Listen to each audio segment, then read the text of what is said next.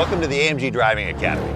It's a curriculum imported from Europe where we have 1-, 2-, and 3-day courses where you'll get to experience virtually the whole line of AMG vehicles provided for you.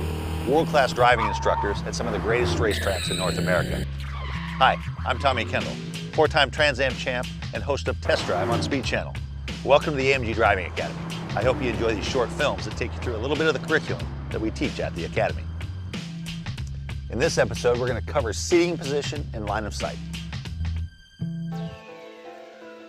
Now, before we even get on the track, we need to cover some fundamentals, and no one likes fundamentals. Everyone wants to run before they walk, but I heard a story about John Wooden, the coach of UCLA, greatest basketball coach of all time. With college players at their first practice, he taught them how to put on their shoes and socks, assuming that some of them might have been doing it kind of wrong or not optimally all these years. And it's no different with the stance in racing. Every sport has its ready stance. In driving, that's basically your seating position. So first thing you want to do is set the distance for your legs to the pedals. You want to have a nice bend in your knees so that when you're pushing hard on the brake pedal, you'll be able to generate the leverage. But also in a panic stop, the last thing you want is when you're trying to stop faster is have a straight leg and not have any more travel to push harder. The steering wheel here is too far away. What I want to do is you can either tilt the seat back up a little bit or use the telescope and bring it towards you. Your wrist should hit the top of the wheel, and that way when you bring your hands back here to 9 and 3, you'll have plenty of reach when your hand's at the top of the wheel. You won't be stretching.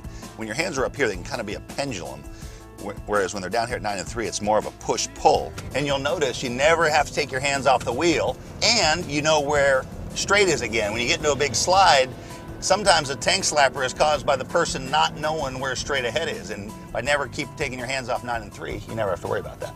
Another thing is with your thumbs locked on the top, and this is a really nicely designed wheel, when your thumbs are in here, you don't need to hold the steering wheel tight because you've got so much leverage on the wheel. Shift paddles are right where you want them to be.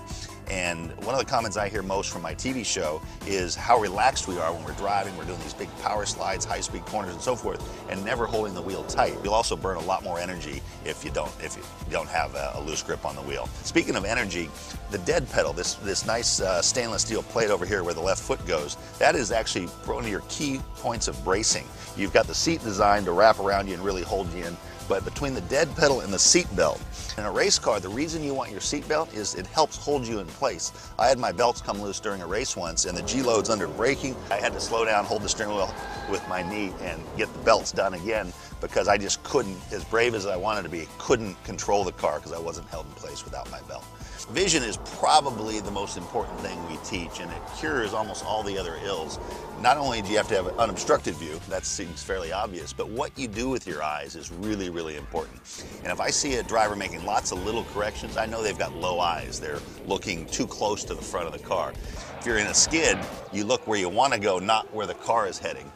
We call that looking towards hope, not towards reality. Without doing anything else, the #1 way to improve your driving, if you get your eyes up, you get the information sooner, you tend to smooth out all your inputs. And it's, again, that's a habit that has to be developed because when the adrenaline goes up, the eyes go down. And so it's really something you have to work at. So those are the basics, the fundamental, the stance, if you will. Now let's go. Let's burn some gas.